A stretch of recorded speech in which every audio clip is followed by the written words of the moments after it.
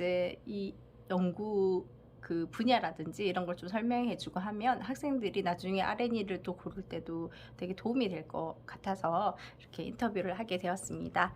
그럼 자기소개 부탁드릴게요. 네, 반갑습니다, 여러분. 저는 경상국립대학교 핵심지원연구센터에서 근무하고 있는 정경화 박사라고 합니다. 반갑습니다. 네. 네, 교수님. 학생들이 연구 지도를 부탁드릴 때 교수님의 연구 분야를 알면 좋으니까 어떤 연구 분야를 지금 커버하고 계신지 좀 알려주시면 좋을 것 같아요. 예, 알겠습니다. 제가 중점적으로 하고 있는 연구하고 있는 분야는 쉽게 얘기해서 소재 합성 분야입니다. 그래서 예를 들면 그래핀이나 맥신 같은 2차원 소재, 신소재로 각광받고 있는 2차원 소재부터 다공성 물질, 그리고 요즘 태양광에 많이 쓰고 있는 페로브스카이트부터 양자점, 컨턴닷, 예, 그런 걸로 시작해서 쉽게 얘기해서 저는 뭐 먹는 것 빼고는 다 만드는 소재 지금 만들고 있는데 모든 신소재를 커버하고 네네네. 있네요. 네네네. 또 그렇지만 전 세계적으로 환경적인 문제라든지 아니면 뭐 에너지에 중점을 두고 있기 때문에 그런 것을 잘 받쳐주고 성능을 향상시키려고 하면 일단 제일 첫 번째로 소재의 물성이 좋아야 되기 때문에 합성적으로 를 많이 기울이고 있는 상태입니다. 그리고 더불어서 뭐 몇 년 전부터 있었던 일본의 소재 부품 규제 강화 때문에 저희가 대응하기 위해서 정부에서도 이 부분을 조금 더 육성을 하려고 하고 있고, 그리고 학생들이 중점적으로 관심을 가질 수 있는 뭐 환경 분야라든지 에너지 저장, 변환 뭐 이런 것을 다 커버할 수 있는 소재를 합성하고 있습니다. 그래서 학생들이 관심이 있는 게 예를 들어서 응용 분야가 뭐 환경 쪽이다, 아니면 저는 응용 분야를 에너지 쪽으로 하고 싶다, 이렇게 하면 거기에 타겟을 맞춰서 다양한 소재를 합성을 하고 있습니다. 네. 올해 R&E 지도랑 R&E 지도한 주제랑 또 작년에 또 국제 학생을 지도하셨잖아요. 네. 국제 학생들 지도한 주제 좀 알려주시면 좋을 것 같아요. 예. 올해 지금 학생들이 하고 있는 연구는 일단 강촉매를 이용하는 탄소 섬유 소재를 이제 합성하는 분야입니다. 이제 지금 환경적인 문제로 미세먼지라든지 아니면 뭐 이산화탄소 같은 것들이 문제가 되고 있는데, 이것들을 강촉매를 이용을 해서 쉽게 분해할 수 있고 분해할 수 있게 만드는 소재로 탄소 섬유 소재라는 거를 이제 채택을 해서 지금 그쪽에 대해서 합성을 하고 있습니다. 탄소 섬유라고 하는 거는 요즘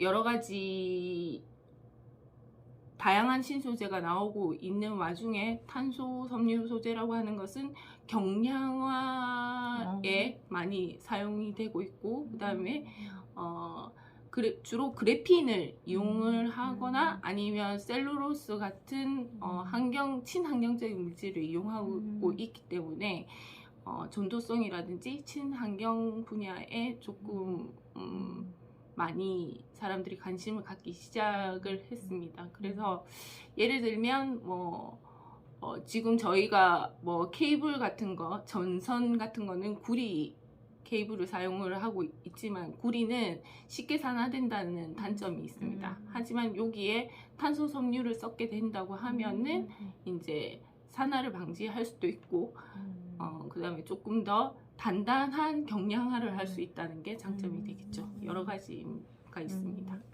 예.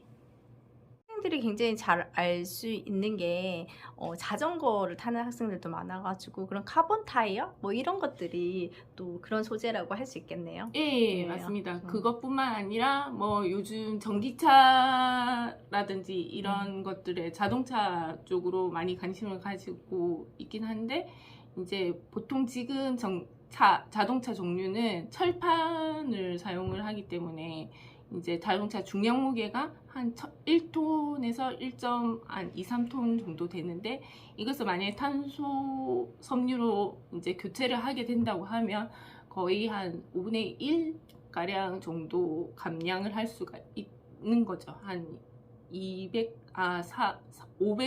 500kg 미만으로 감량을 할 수 있기 때문에 초경량화가 이루어진다는 겁니다. 네.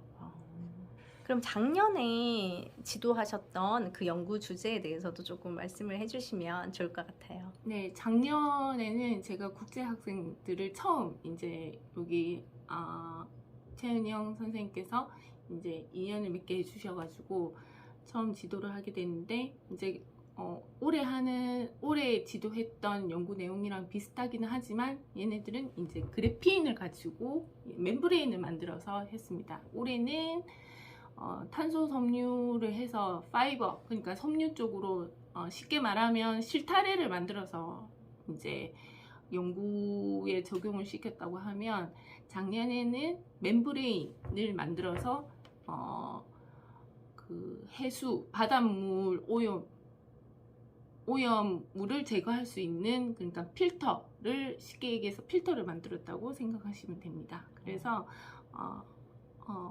두 번 다 친환경적인 문제를 가지고, 이슈를 가지고 연구를 진행을 했는데, 올해는 이제 대기 쪽을 강촉매를 사용을 해서 분해를 시키는 거를 했다고 하면, 작년에는 해수에 있는 오염물을 이제 흡착 제거하는 그런 연구를 했었습니다.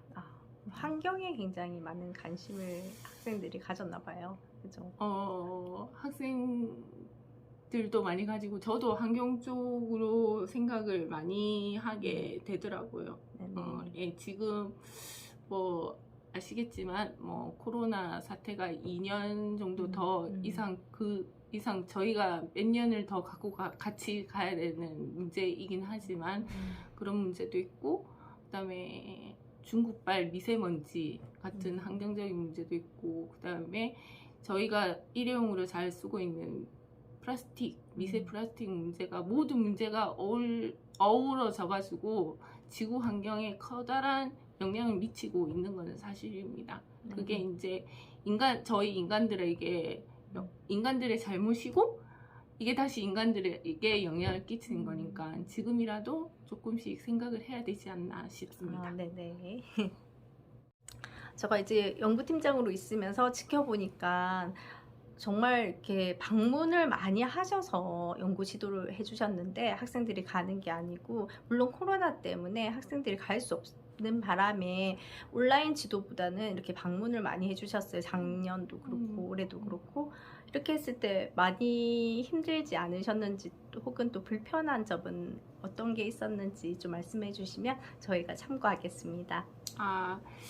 불편한 점이라기보다는 이제 시간적인 제약 때문에 저희 물론 여름 방학 때 집중 현장 학습 기간이라고 해서 뭐 20일 이상 하는 집중 현장 연구, 연구 기간이 있기는 하지만, 이제 저희 연구 과제 같은 경우에는 실험을 해야 되고, 실험 종류마다 이제 방법이 다 틀리게 되는데, 저희는 이제 시간을 두고 텀을 두고 만들어야 되는 경우가 많아서 그게 조금 어렵기는 했었습니다. 근데 뭐 장소 제공이라든지 아니면 재료 구입이나 이런 것들이 이제 수월한 편이다 보니 그렇게 큰 문제는 없었고요. 학생들도 적극 협조하고 이제 자기들이 참여를 열심히 해서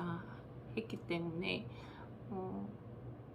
큰 어려움은 없었다고 생각합니다. 네. 아무래도 굉장히 지켜보니까 따뜻하게 학생들을 많이 지도해 주셨는데, 너무 그 점에 대해서 너무 감사드리고요. 예, 네네. 감사드립니다. 예. 네, 오늘 인터뷰 너무 감사했습니다. 많은 도움 될 겁니다. 네, 감사합니다. 네.